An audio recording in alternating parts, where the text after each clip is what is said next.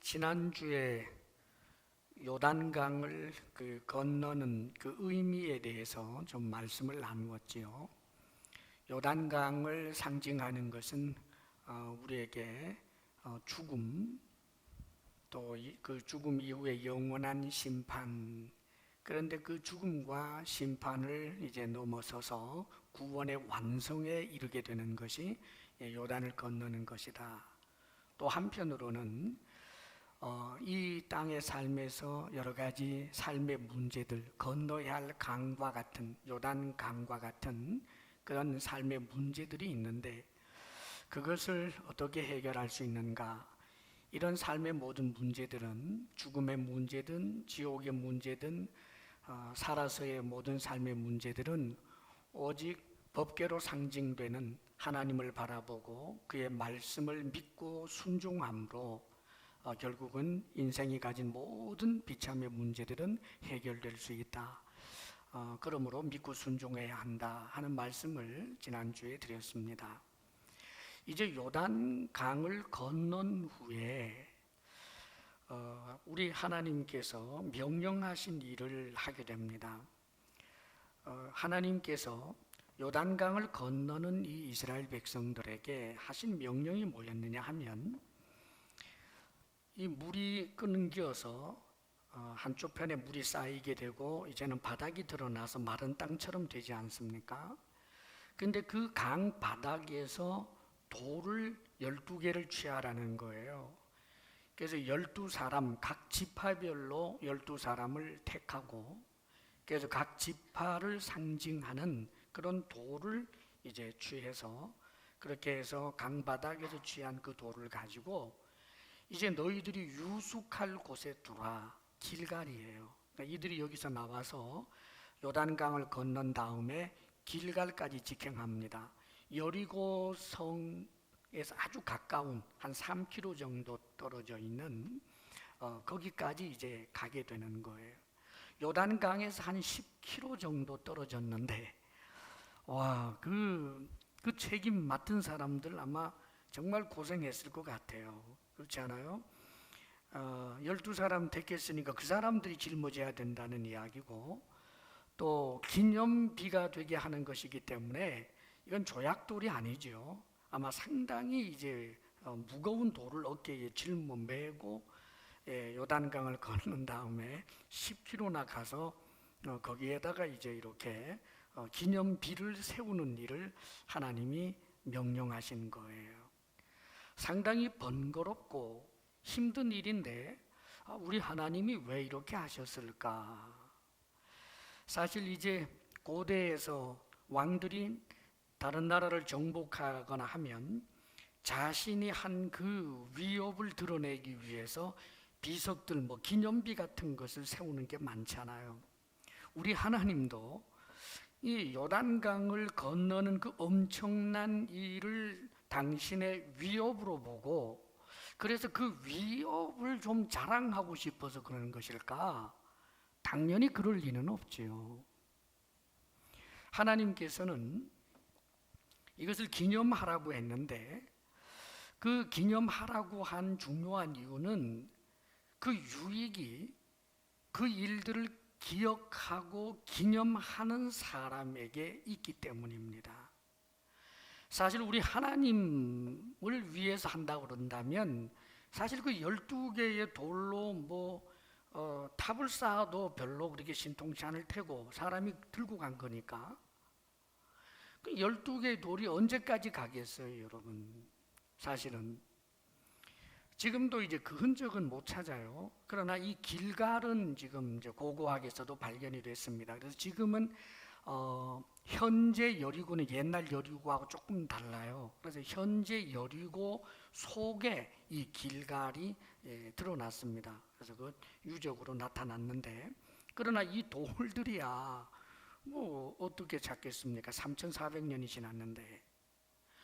만들려면 정말 각 지파별로 돌 한 100개씩 가져오게 해서 어마어마한 규모로 만리장성 비슷하게 쌓아 놓은 다음이냐 모르지만, 그러면 하나님은 실제로 문자 그대로 그게 많이 남겨져서 뭐 하나님을 높이려고 한 의도보다는 하나님의 마음을 보여준 거예요. 이 요단강을 건너게 한 내 은혜를 기억해라.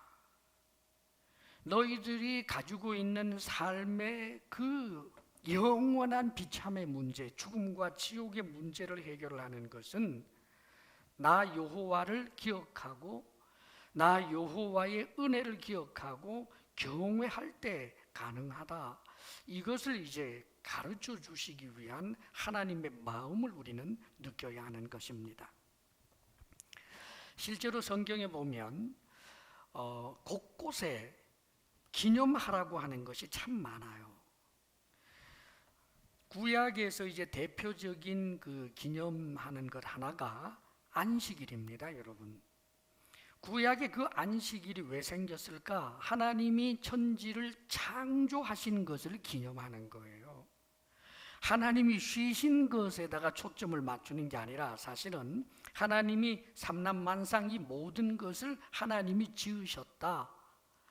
그것을 기념해서 그걸 기억하도록 그렇게 하나님께서 안식일 제도를 주신 거지요. 우리 그리스찬들은 이제 안식일이 아니라 주일날, 안식 후 첫날인 주일날 우리가 하나님을 예배하고 그것을 이제 우리의 안식일로 개념을 그대로 가지고 와서 주일로 주일 성수를 하는데 왜 그랬을까? 이 주일은 사실은 새 창조를 기념하는 거예요. 예수 믿는 사람들은 누구나 다 새로운 피조물이 된 것입니다, 여러분. 그리고 우리에게는 하나님이 소망을 주셨는데 앞으로 우리가 누리게 될 세계는 새 하늘과 새 땅이에요.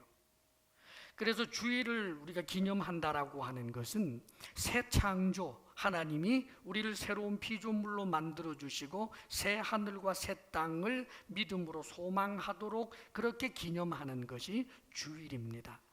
우리가 그 주일을 이렇게 나와서 하나님을 예배하는 것, 하나님이 얼마나 귀하게 여기시는지 몰라요. 예배 자리에 나온 모든 여러분들, 이렇게 얼굴을 대면하는 여러분들도 참 복되고 또 번거롭지만 그러나 지금 스크린 앞에서 예배를 드리는 여러분들도 모두 복된 일을 하고 있는 것입니다.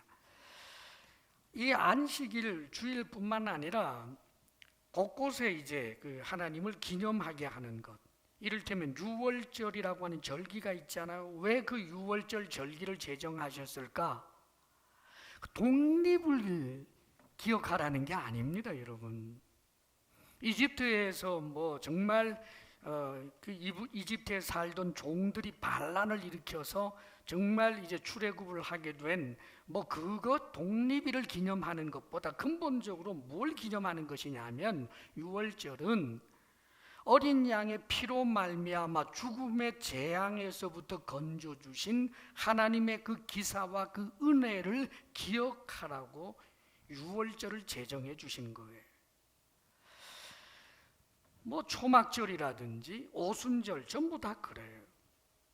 신약으로 넘어와서 우리 주님께서 우리에게 꼭 기억하라고 기념하라고 잊지 말라고 주신 예식이 있잖아요. 그게 성찬식입니다, 여러분. 성찬식을 주신 이유는 예수님이 십자가에 못 박혀 죽으시는 그 사건은 33살 목수 청년이 사회의 구조적인 모순에 대항해서 의롭고 의로운 한 청년이 자신의 몸을 말하자면 불태우는 그런 의거가 아니라 예수님이 십자가에 못 박혀 죽은 것은 인간들의 죄를 씻으시기 위한 대속 제물이다라고 하는 것, 이 하나님의 사랑, 하나님의 은혜, 이것을 기억하라고 우리에게 성찬 예식을 거행하게 한 거예요. 사랑하는 여러분, 자 그렇다면 도대체 왜 하나님께서는 이런 은혜들을 기억하게 하실까? 오늘 이 말씀에도 보면 7절 말씀 우리 같이 한번 읽어볼까요? 7절 다 같이 시작. 그들에게 이르기를 요단 물이 여호와의 언약궤 앞에서 끊어졌나니 곧 언약궤가 요단을 건널 때에 요단 물이 끊어졌으므로 이 돌들이 이스라엘 자손에게 영원히 기념이 되리라 하라. 그들에게 이르기를, 누구예요? 자손들이에요. 자손들. 우리가 기억할 뿐만 아니라 우리의 자손들에게도 하나님의 그 은혜를 기억하게 해라. 이게 하나님의 마음이에요. 사랑하는 여러분, 여러분의 신앙이 여러분 대해서 끊어져서는 안 됩니다. 우리의 신앙이 우리의 자손들에게 전수돼야 돼요. 지금 우리의 자녀들이 신앙생활하기가 굉장히 어려운 시대에 살고 있는데 부모님들이 잘 살피셔야 합니다. 본을 보이는 수밖에 없어요. 그리고 아이들은, 우리의 자녀들은 엄마 아빠가 정말 소원하는 게 뭔지를 알아요. 교회를 안 다니면서도 예배 드리지 않으면서도 공부 잘하면 만족할 우리 아빠 집사님인지 엄마 집사님인지 잘 알아요, 여러분. 못 속여요. 어떤 면에서는 공부라든지 이런 것에 뒤처진 데 대해서는 엄마 아빠가 절망감을 느끼지 않지만 하나님을 멀리하는 그런 나를 볼 때 엄마 아빠가 괴로워한다라고 하는 것을 느낄 때에 신앙적 진정한 데미지가 그들 속에 들어가요. 꼭 점검하시기를 바랍니다. 우리의 자녀들을 위해서 기도하시고 본을 보이셔야 돼요.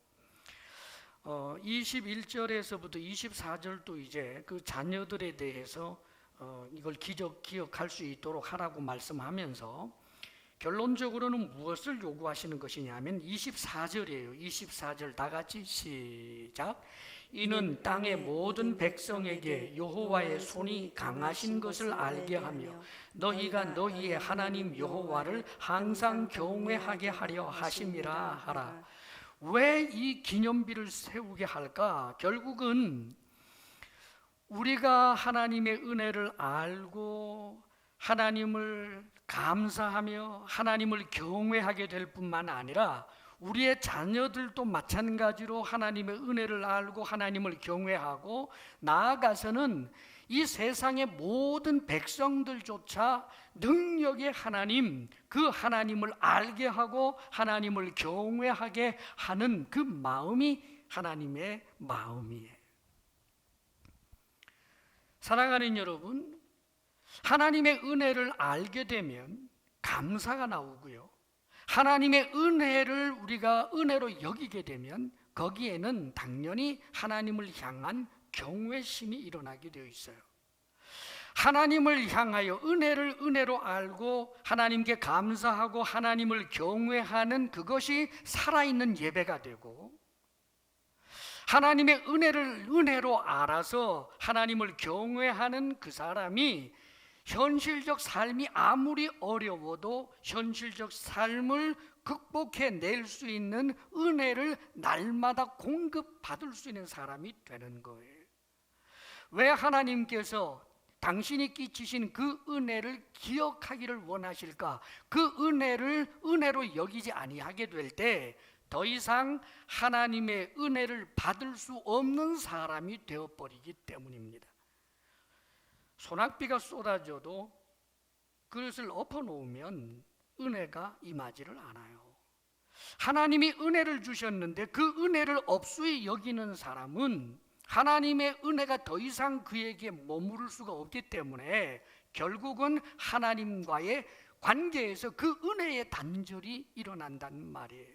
가장 무서운 이야기입니다. 이렇게 되지 않도록 하기 위해서 하나님께서 기억하라고, 당신의 은혜를 기억하라고 말씀하시는 거예요. 지옥이 뭘까요? 더 이상 하나님의 은혜가 미치지 않는 곳이 지옥이에요.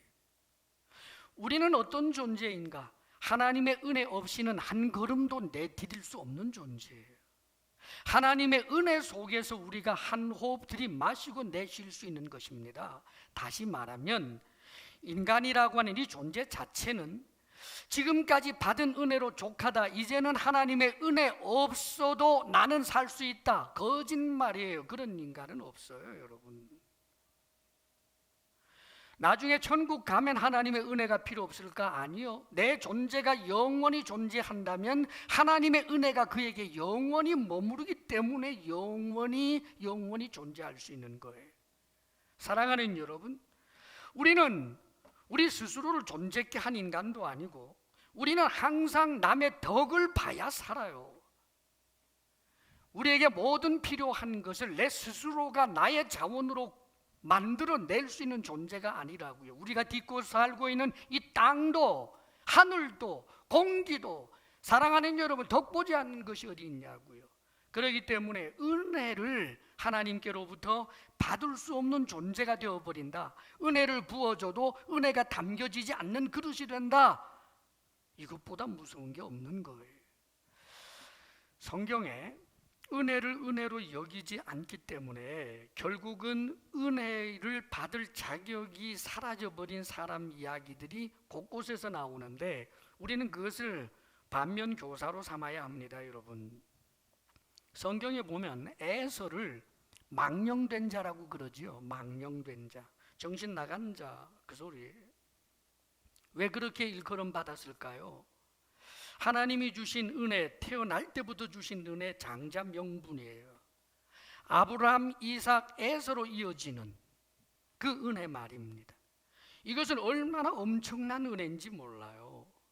그런데 정작 에서는 이것을 은혜로 여기지 않습니다. 팥죽 한 그릇에 팔았다라고 하는 것은 그가 무슨 치열한 고민을 하고 재어보고 했다는 게 아니에요. 평상시 그 은혜에 대한 그의 태도가 나오는 겁니다. 별것 아니에요. 하나님의 은혜, 그게 뭐 은혜인가? 그래 팥죽 한 그릇 줘. 네가 형 해라. 사랑하는 여러분, 뭐 큰 죄 같지 않지만 사랑하는 여러분, 은혜를 은혜로 여기지 아니하게 될 때 은혜가 더 이상 그에게 담겨지지 않는다고요. 결국 예수는 나중에 울고불고 했지만 은혜에 먼 사람이 되고 말잖아요. 여러분, 성경에 보면 우리 예수님께서도 그런 말씀을 해주셨어요. 이제 유비의 말씀인데 굉장히 극단적으로 해주신 말씀입니다. 왜냐하면 극단적으로 말씀하신 이유는 그 결과가 극단적이기 때문이에요. 여러분, 1만 달란트 빚진 자와 100데나리온 빚진 자 이야기 잘 아시죠? 여러분, 1만 달란트가 얼마나 되는 돈일까? 그냥 하루 일당을 그냥 10만 원으로 잡고 10만 원이라고 이제 가정을 하면 1만 달란트는 6조예요. 좀 놀라서 6조. 그래야죠. 6조예요. 6조. 그러면 100데나리온은 100일 동안 일하는 거니까 10만 원씩 잡는다 그러면 그건 1000만 원이에요. 6조와 1000만 원. 자, 스토리가 이렇잖아요. 어떤 임금이 결산할 때가 되었기 때문에 돈을 엄청나게 많이 빌려간 신하를 불렀습니다. 야, 결산하자. 너 6조를 가져갔지 않니? 1만 달란트 가져갔지 않니? 그 업적 내놔야지. 없어요. 그래서 왕이 화가 나서 이자를 당장에 팔고 그의 아내도 팔고 그의 아들 딸들도 팔고 그의 모든 소유까지 다 팔아서 갚도록 해라. 그래도 뭐 터무니없지만 그 정도라도 건지겠다는 거예요. 싹싹 빌지요. 정말 잘못했습니다. 긍휼히 여겨주십시오. 기다리시면 제가 반드시 사업에 성공해서 나중에 이 6조 갚겠습니다. 말도 안 되죠. 그런데 그 모습을 보고 임금이 불쌍하게 여겨서 그래, 그러면 너 빚 없던 걸로 하자. 그 대신 너 충성하고 살아라. 감사하며 살아라. 그랬어요. 그런데 이 사람이 나가서 자신의 동료, 그런 관리죠. 동료 관리를 보더니만 멱살을 잡고 흔들어대는 거예요. 야, 빨리 빚 갚아. 돈 내놔. 1000만 원 네 가져갔잖아. 100데나리온 가져갔잖아. 그러자 그 빚진 사람이, 1000만 원 빚진 사람이 무릎을 꿇고 빌어요. 조금만 더 기다려 주십시오. 조금만 더 시간을 주시면 그 1000만 원 갚겠습니다. 이거 불가능한 얘기 아니잖아요. 그런데 당장 갚지 않으면 안 돼. 감옥에 쳐넣어. 갚을 때까지 감옥에 쳐넣어. 하고 감옥에 집어넣었어요. 이 이야기를 전해들은 왕이 진노하지요. 그리고는 그 1만 달란트, 즉 6조 빚졌던 사람을 불러가지고 내가 너를 긍휼히 여겼다면 너도 네 동료를 긍휼히 여길 줄 알아야 하지 않느냐. 네가 이것은 나를 업수히 여긴 것과 같다. 그래서 그럼 이제부터 너 다시 갚아라 라고 해서 없던 걸로 돌려버리고 갚을 때까지 감옥에 쳐넣어라. 이제 평생 감옥에서 죽게 생겼어요. 사랑하는 여러분, 우리 주님이 말씀하시려는 게 뭘까요? 하나님이 변덕스럽다? 아니에요, 여러분. 하나님이 은혜를 주셨는데 그 은혜를 은혜로 여기지 아니할 때 그는 더 이상 은혜 속에 거할 수 없다라고 하는 것을 가르쳐 주는 거예요. 사랑하는 여러분, 잊지 말아야 합니다. 우리가 하나님께로부터 받은 은혜가 무엇입니까? 그것을 헤아려 보는 지혜가 있어야 돼요. 내 당면에 있는 삶의 문제의 어려움에만 꽂혀 있게 되면은 하나님이 내게 주신 그 은혜의 크기와 넓이를 잊어버린다고요. 예수 그리스도 십자가 구속의 은혜로 우리가 지금 누리게 되는 것이 무엇입니까, 여러분? 지금은 초라하지만 그러나 이 초라함이 초라함으로 끝나지 않아요. 이 늙고 병듦으로 끝나지 않아요. 우리에게는 찬란한 미래가 있는데, 사랑하는 여러분, 하나님 아들 되고 딸 된 그 권세, 하나님 앞에 죄 없다고 드러나게 되는 그 의인의 권세가 얼마나 크고 놀라운 거예요. 그 은혜 속에서 생각하게 되면 내 삶의 문제가 아무리 어려워도 격려받을 수 있고 극복해낼 수가 있게 된다는 말입니다. 그런데 은혜를 은혜로 여기지 않게 되면 더 이상 하나님의 은혜가 닫혀버리기 때문에 삶의 현실의 문제에 그냥 쓰러질 수밖에 없는 거예요, 여러분. 성경에 특별히 우리가 좀 유념해서 정말 주의해야 되겠다라고 하는 인물 한 사람이 있습니다. 엄청난 은혜를 태어나면서부터 받고 그 은혜 속에 거하면서 정말 모든 이들이 부러워할 만한 그런 권력의 핵심에 있던 자가 나중에 아주 비참하게 죽어버리고 은혜와 상관없이 되어버린 사람이 있어요. 그 사람이 누구냐 하면 요아스예요. 요아스 왕에 대한 일화를 제가 설교 여러 번 했던 것 같아요. 어떤 일이 있었습니까? 요아스 죽을 수밖에 없는 빚덩인 자신을 살려준 여호야다 대제사장, 자신을 길러준 여호야다 대제사장, 8살에 왕으로 세워준 여호야다 대제사장, 왕이 되고 난 다음에도 자신의 왕권이 약하여지지 않도록 울타리를 쳐서 장성할 때까지 후견인이 되면서 결국은 강력한 왕권을 가질 수 있도록 도와준 대제사장 여호야다. 얼마나 그 은혜가 고맙고 고맙겠어요, 여러분. 그런데 대제사장 여호야다가 죽고 난 다음에 정말 당황스러운 일이 일어나잖아요. 우상 숭배에 빠져가고 있는 이 왕을 향하여 대제사장 여호야다의 아들 스가랴가 우상 숭배에서부터 돌아오라라고 하는 하나님의 말씀을 전했는데 그 말씀이 귀에 거슬린다고 세상에 대제사장 여호야다의 아들 스가랴를 성전 뜰에서 사람들을 시켜서 돌로 때려 죽이는 일이 일어나잖아요. 이 일화를 소개하면서 성경은 이렇게 표현해 주고 있습니다. 요아스 왕이 여호야다의 아들 스가랴를 죽인 것은 여호야다의 은혜를 기억하지 아니함이라라고 기록해 주고 있어요. 사랑하는 여러분, 기억 상실증에 걸리지 않았는데 여호야다가 자신에게 해준 일을 정말 기억도 못하겠어요. 그럴 리는 없지요. 알지요. 여호야다가 한 일 알지요. 그런데 그것을 은혜로 여기지 않아요. 분명히 은혜인데 은혜로 여기지 않아요. 왜 그렇게 되었을까? 정신이 좀 이상한 사람일까? 아닙니다, 여러분. 여호야다가 살아있을 때, 대제사장 여호야다가 살아있을 때 이 요아스 왕은 그 여호야다 대제사장을 마치 아버지처럼 여기면서 그를 의지하고 둘이 서로 마음이 통해서 얼마나 나라를 잘 다스렸는지 몰라요. 그런데 왜 한순간에 그렇게 되었을까? 사랑하는 여러분, 사람의 마음은 한순간입니다. 왜요? 속았어요. 누구에게 속았을까요? 대제사장 여호야다가 죽고 난 다음에 지방 관리들이 이 요아스 왕을 만나서 속삭여대기 시작하는 겁니다. 뭐라고 그랬는 것 같아요, 여러분? 왕이요, 이제 대제사장 여호야다가 죽었습니다. 그가 죽었으니까 솔직히 하는 말이지만 그가 왕 뒤에서 왕을 다 조종한 것 아닙니까? 왕이시여, 철저한 왕은 왕 한 분이어야 하는데 사실은 대제사장 여호야다가 지 마음대로 한 것 아닙니까?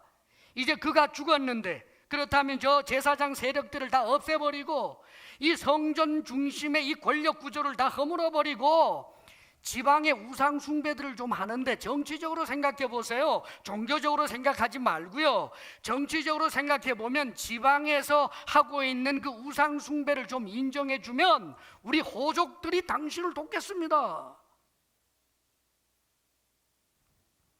이런 이야기를 들으면서 어떤 생각이 든 것 같습니까?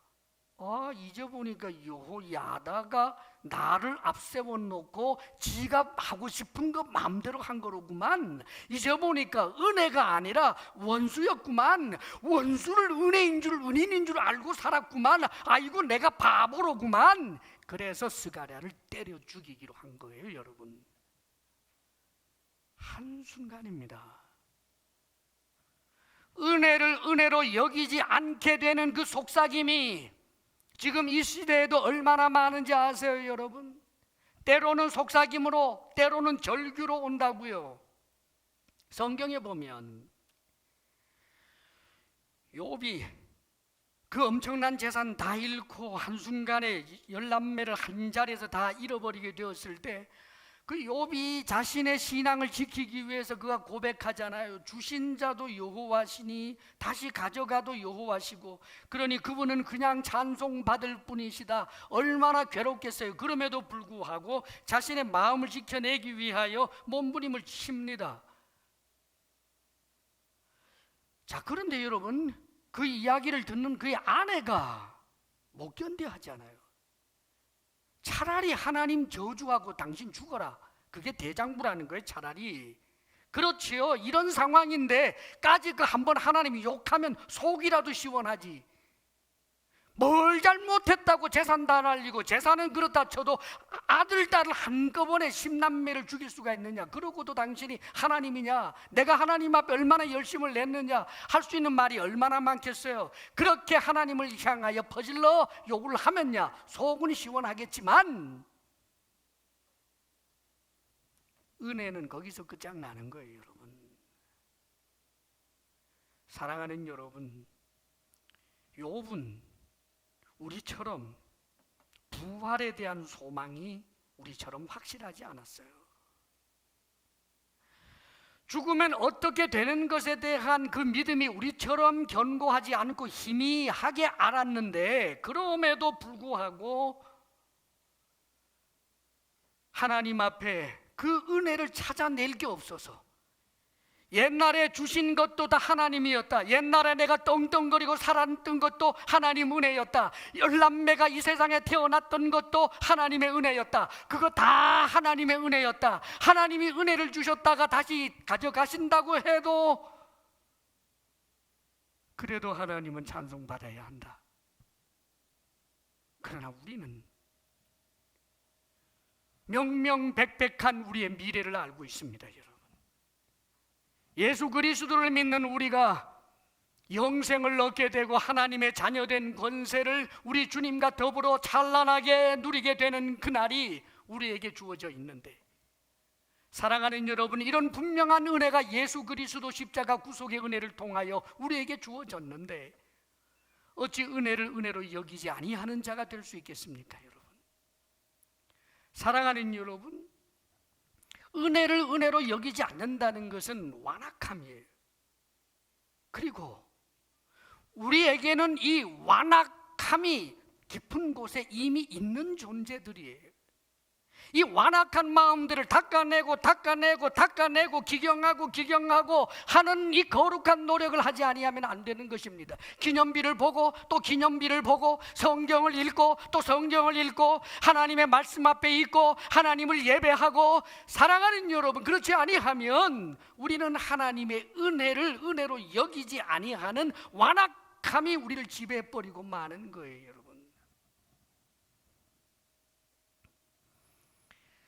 이 세상에 하나님의 은혜를 은혜라고 여기지 못하도록 속삭게 되는 이 세상 철학들, 사상들, 그리고 절규들, 이런 것들 합당해 보이는 것이 얼마나 많은지 몰라요.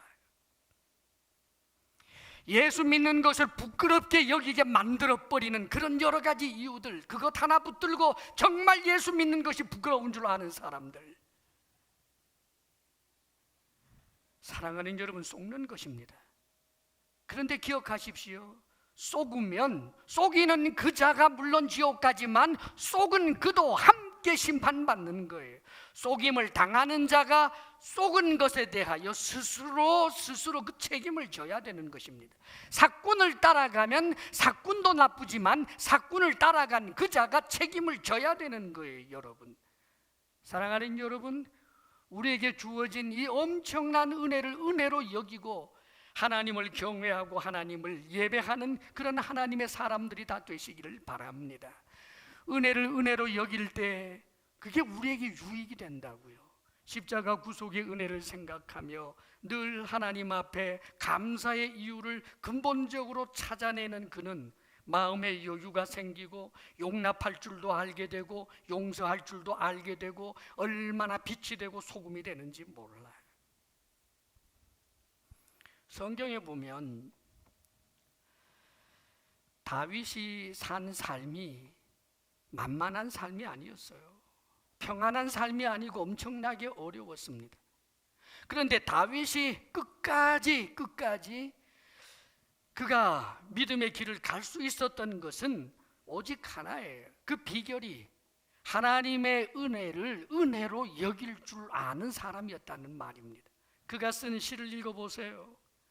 하나님께서 주신 은혜에 감사하는 내용, 그 다음에 또 한 가지는 뭐냐면 현재 내가 삶을 살아갈 때 하나님께 과거의 은혜를 받았으니 감사합니다. 그러나 지금도 나에게는 은혜가 필요합니다. 지금도 나에게는 하나님의 은혜가 필요합니다. 지금도 내 힘으로는 안 됩니다. 지금도 내 힘으로는 안 됩니다. 이거예요. 사랑하는 여러분, 과거의 은혜를 감사할 뿐만 아니라 현재도 하나님의 은혜 없이는 살 수 없습니다라고 생각하는 그에게는 하나님의 은혜가 항상 머물러 있을 수밖에 없는 거예요. 성경의 다니엘도 그가 하루에 3번 기도했다고 하는데 그 기도 내용이 감사라고 표현해 주잖아요. 사랑하는 여러분, 오늘 우리가 이 자리에 나와서 예배를 드려요. 영과 진리로 예배드린다는 게 뭘까요? 신비한 생각하지 마세요. 영과 진리로 예배드린다라고 하는 가장 그 중심은 하나님께서 주신 은혜 때문에, 예수 그리스도 십자가 구속의 은혜 때문에 하나님을 향한 감사와 경외함이 터져 나오는 예배, 그게 영과 진리로 드리는 예배예요. 우리가 이 땅을 살면서 정말 힘들고 어려운 일들이 얼마나 많겠습니까?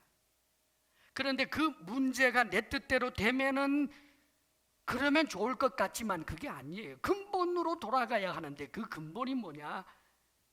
하나님이 주신 은혜를 은혜로 여길 수 있는 사람이 늘 되도록 자기 자신을 단속해 낼 줄 아는 사람이 되어야 하는 것입니다. 할렐루야. 오늘 말씀 보면 12지파에서 한 사람씩 택해가지고 일꾼 택해서 그 다음에 그것을 돌 12 지파를 상징하는 그 돌 12개를 선택하는데 어디서 선택해요? 강 바닥이에요. 그렇죠? 강 바닥에서 그것을 선택해서 그것을 이제 말하자면 기념비로 세운다는 말입니다. 이것은 우리에게 하나님께서 무엇을 요구하는지 가르쳐 줍니다. 우리가 이 강 바닥에 있었던 돌이에요. 강은 죽음을 상징하고 영원한 심판을 상징한다고요. 사랑하는 여러분, 우리가 그런 존재였어요. 죄 때문에 영원히 죽을 수밖에 없는 존재인데, 사랑하는 여러분, 우리가 요단강을 건넜다. 바로 우리가 그 강바닥에서 바깥으로 나온 존재라고요. 우리가 누군가 하나님을 기념하는 12개의 돌이 되어야 되는 거예요. 사랑하는 여러분, 누군가가 우리를 볼 때 하나님을 기념할 만해야죠. 누군가가 우리를 볼 때 정말 하나님 계시는구나, 하나님이 요단강을 건너게 한 그 역사를 일으켰구나, 오 하나님은 능력의 하나님이구나, 오 하나님은 자비의 하나님, 사랑의 하나님이구나, 그 기념이 될 만한 존재가 우리여야 한단 말이에요. 여기에는 예외가 없어요. 12지파예요 12지파를 상징하는 하나씩의 돌이라고 하는 것은 여기에 대하여 예외되는 자가 없다. 예수 믿는 내가 하나님을 기념하는 그 12개의 돌이 되어야 된다라고 하는 의미입니다. 개인적으로도 그렇고 교회적으로도 그래요. 이 12개의 돌들을 모아놨잖아요. 사랑하는 여러분, 공동체적으로 특별히 교회는 이 12지파, 영적으로 우리가 12지파예요. 그렇다면 이 교회라고 하는 공동체는 사람들이 볼 때 하나님 살아계시네 라고 느낄 만한 공동체가 되어야 됩니다. 그게 뭘까요? 주님께서 누누이 우리에게 당부하신 것, 서로 사랑하고 서로 돌보는 거예요. 서로에게 한없이 관대한 것입니다. 안 믿는 사람들이 볼 때 예수 믿는 사람들이 별나게 예수 믿는 사람들끼리 서로 챙겨주고 서로 사랑하고 서로 도와준다라고 하는 것이 느껴질만 해야 되는데, 요즘 너무 가슴 아픈 것은 이 시대의 교회들이 세상의 개 모임만도 못해요. 어찌 그리 싸우는지, 어찌 그렇게 넝마 같은 작은 의의 깃발 그거 흔들면서 더 의롭다고, 조금만 자기보다 도덕적으로 좀 못하다라고 하면 그 도덕적 우월성이라는 착각을 가지고 짓밟고 죽이고 하는지. 사랑하는 여러분, 하나님 원하시는 바 아니에요. 이 세상에서는 교회를 보면서 내 저꼴 보기 싫어서 교회 안 간다라고 말하는 사람들 많잖아요. 싸우고 쥐어뜯고 서로 비판하고 서로 욕하고 말이죠.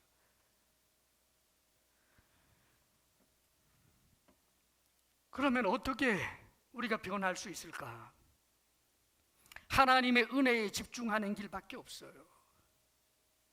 사랑하는 여러분, 하나님의 은혜에 집중하여 예수 그리스도께서 십자가에 못 박혀 죽으신 그 사랑이 하나님의 사랑의 웅변적인 표현인 줄 알고 그 사랑에 감동하는 공동체는, 그런 성도는 서로에게 서로를 향하여 관대한 거예요.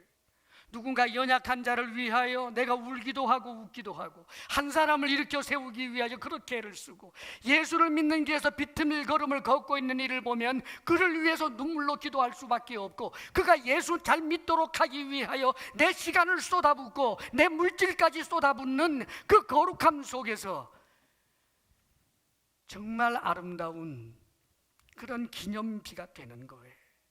개인적으로도 마찬가지입니다. 여러분, 개인적으로 특별히 우리가 있어야 할 것, 그것은 변화예요. 변화. 예수 믿는 아내가 있는데 남편이 지금 너무 사는 게 힘들어서 입에서 튀어나오는 게 불평, 원망, 분노 이런 게 저절로 막 쏟아져 나와요. 오래 힘드니까. 그런데 예수 믿는 내 아내를 보니까 그래도 감사, 그래도 찬양, 그래도 이 남편을 향하여 남편이 그렇게 스트레스를 주는데도 불구하고 관대한 그런 아내를 볼 때 첫 번째 반응은 아마 박해의 파고가 더 높아질 거예요. 그러나 사랑하는 여러분, 예수 그리스도의 그 십자가 구속의 은혜에 사로잡혀서 더 넉넉해지고 관대해진 그 아내의 모습을 보면서 아, 정말 교회에 뭐가 있나 보다, 그렇게 되는 거예요. 성경에 에서와 야곱의 그 화해 장면이 있죠, 여러분. 한번 상상력 동원해 보실래요? 이 화해 장면에서 누가 가장 충격을 받고 놀랐을 것 같아요? 아마 여러분 상상도 저하고 같으리라고 생각합니다. 에서예요, 에서. 에서가 야곱을 알잖아요. 그 야곱이 자기 동생인데, 쌍둥이 동생인데 어릴 때 자라오면서 형 대접 안 했지요. 늘 억울해했지. 얼마나 간교한지, 얼마나 집요한지 잘 알아요. 이제 그가 부자가 돼서 온다는데 400명 군사 데리고 가게 되면 아마 야곱도 맞서 싸울 준비를 했을 거라고 짐작했을 거예요. 그런데 이게 웬일입니까? 보자마자 저 멀리서부터 황제에게나 하듯이 7번 절을 하면서 엉금엉금 기다시피 하면서 온단 말이죠. 형을 향하여 주라고까지 부르고 형님의 얼굴을 보니 하나님의 얼굴을 보는 것 같습니다라고 이야기를 하고 바리바리 엄청나게 많은 선물들을 주었는데 그 선물을 받는 것이 자신이 형님에게 은혜를 입는 것이라고, 아니 주는 자가 오히려 받아줘야 그게 내가 은혜를 입는 것이다라고 그렇게까지 말하는 자기 동생 야곱을 볼 때 에서가 충격 안 받을 수 있나요? 아, 하나님 정말 살아계신가 보다. 그래서 나중에 성경 보면요, 이 에서하고 야곱이 흩어져 산 것 같지만 거기에는 에서의 양보가 있었어요. 함께 하게 되었을 때 엄청나게 많은 이 가축이라든지 그 다음에 토지는 좁기 때문에 세상에 놀랍게도 에서 쪽에서 양보합니다. 그리고는 나중에 아버지 이삭이 죽었을 때 에서와 야곱이 함께 장례식을 거행하는 장면이 성경에 나온다고요. 그들이 원수되고 산 게 아니에요, 여러분. 그 일을 한 사람이 누군가? 야곱입니다. 그렇게 할 수 있었던 이유가 뭔가? 하나님의 은혜가 그에게는 머물러 있었기 때문입니다. 왜요? 은혜를 은혜로 여기는 사람이었기 때문에 그렇지요. 그가 거부가 되었을 때도 하나님이 내게 주신 것이라고 그는 고백했습니다. 사랑하는 여러분, 낮에는 더위를 무릅쓰고 밤에는 추위를 무릅쓰고 아침부터 밤늦게까지 일했지만 내 일의 열매라고 생각해 본 적이 없는 사람, 하나님의 은혜였다고. 이런 사람, 하나님의 은혜가 계속 머물러 있기 때문에 그는 정말 기념비가 되어서 살 수 있는 거예요. 사랑하는 여러분, 저는 성경 인물 가운데 바울을 볼 때마다 굉장히 은혜를 받아요. 바울이 자기를 규정을 할 때요, 만삭되어 나지 못한 자, 칠삭둥이라는 얘기예요. 그리고 죄인 중에 괴수, 그리고 만물의 찌꺼기, 자신을 그렇게 규정해요. 그런데 사랑하는 여러분, 이렇게 규정을 하면서 그가 한없이 자존감이 무너지는 것이 아니라 놀랍게도 그는 이래요. 그 다음이 따라온다고요. 만물의 찌꺼기 같은 나를, 죄인 중에 죄인인 나를, 칠삭둥이 같은 나를 하나님이 사도로 세우시고 종으로 세우셨다. 그래서 목숨을 다해서 주를 위해 충성하는 거예요. 여러분, 사랑하는 여러분, 은혜를 은혜로 여기는 사람이 하나님을 경외하게 되고 하나님을 경외하는 그 마음은 사물을 보는 눈이 달라지고 환경에 대하여서 느끼는 느낌이 달라지고 사람들과 사이에서 관대해지고 용서할 줄 알고 용납할 줄 알고 사랑할 줄 아는 거예요. 너희는 세상의 소금이다 빛이다, 율법으로 이해하지 마십시오. 알량한 내 선한 일 좀 하면은 사람들이 어떻게 반응을 보일까, 거기에 초점을 맞추지 말라고요. 위선자 되기 딱 쉬워요. 너희가 세상의 소금이다, 세상의 빛이라고 하는 것은 우리의 신분인데, 예수 그리스도 십자가 구속의 은혜로 말미암아 새롭게 창조된 신분 말입니다. 그것을 은혜로 이해하는 거예요. 이것 때문에 기쁘는 거예요. 이것 때문에 감사하는 거예요. 이것이 예배의 힘이에요. 이것이 봉사의 힘이에요, 여러분. 그리할 때 그는 하나님을 기념하는 돌이 될 수 있고, 이런 사람들이 모인 교회가 하나님을 기념하는 돌 무더기가 될 수 있는 것입니다. 우리 교회가 그런 교회가 되기를 바라고, 우리 한 사람 한 사람 다 그런 사람 될 수 있기를 바랍니다. 우리 중에 어느 누구도 하나님의 은혜를 업수히 여기는 자 한 사람도 없이 하나님의 은혜 앞에 감사하며 그로 말미암아 하나님을 경외하는 모든 이들이 되시기를 주의 이름으로 축원합니다. 아멘.